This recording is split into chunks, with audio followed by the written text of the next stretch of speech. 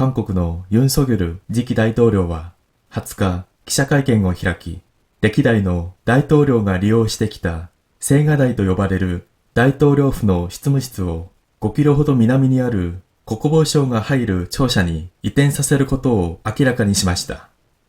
ユン氏はこれまで青瓦台について帝王的な大統領のイメージの象徴であり、大統領は市民に近いところで働くべきだとして執務室の移転を主張してきました。これについて大統領府は21日に関係閣僚で対応を協議し、新政権発足まで時間があまりない中で計画には無理があるとの立場を示しました。この中で大統領府は北朝鮮による相次ぐミサイルの発射などを踏まえ、朝鮮半島における危機が高まっているとした上で、安全保障上の空白や混乱をもたらす恐れがあると指摘し、任期の最終日までムン・ジェイン政権が国を守る責任を負うとしています。ユン氏側は就任時までに移転ができない場合でも、あくまでも青瓦台には入らず別の場所を使うと強調していますが、政権発足に向けた準備は早くもつまずいた形となりました。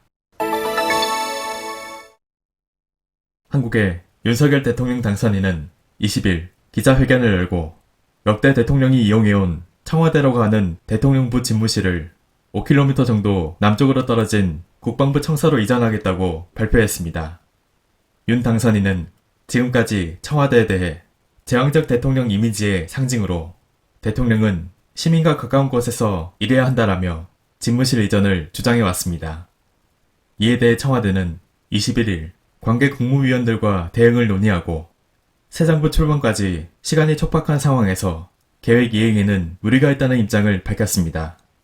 또한 청와대는 북한의 연이은 미사일 발사 등을 이유로 한반도의 위기가 고조되고 있다며 안보상의 공백이나 혼란을 야기할 우려가 있다고 지적하고 임기 마지막 날까지 문재인 정부가 국가를 수호할 책임을 다하겠다고 했습니다.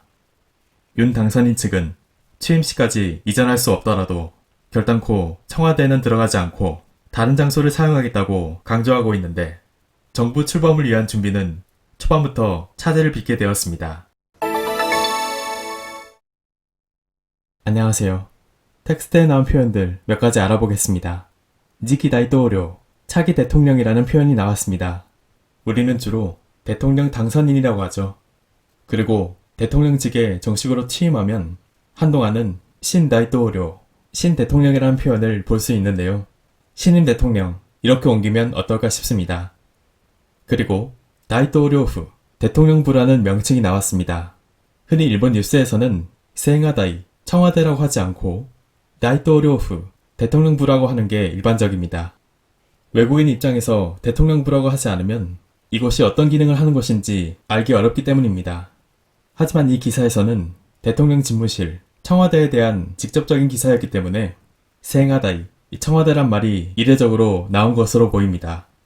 참고로 미국 백악관은 호화이트 하우스라고 하고, 일본 총리가 업무를 보는 곳은 소리다이신 칸테, 총리 대신 관저 또는 슈쇼 칸테, 수상 관저라고 합니다. 그리고 가쿠료, 강요라는 말이 나왔습니다. 우리말로도 그대로 강요라고 하죠. 내각을 조직하는 장관이란 말입니다. 그래서 가쿠료라고 했을 때 강요 이외에도 문맥에 따라서 장관 또는 텍스트에는 국무회의를 실시했다는 내용이 있었기 때문에 국무위원으로 번역했습니다. 그리고 참고로 우리의 국무회의에 해당하는 것이 바로 일본의 카쿠기, 가기라는 것인데요. 총리가 회의를 주재해서 내각의 의사를 결정하는 기구입니다.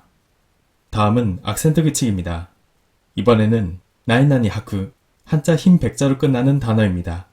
나이나니 하쿠 앞에 한자가 한 글자 먹을 경우에는 대체로 악센트의 핵이 없습니다. 쿠하쿠, 공백, 코쿠하쿠, 고백, 지하쿠, 자백, 메하쿠, 명백 모두 악센트의 핵이 없습니다. 다만 코하쿠, 붉은색과 흰색이란 뜻의 홍백은 첫 음절 코에 악센트가 있습니다. 그럼 이번 클립은 여기까지입니다. 감사합니다.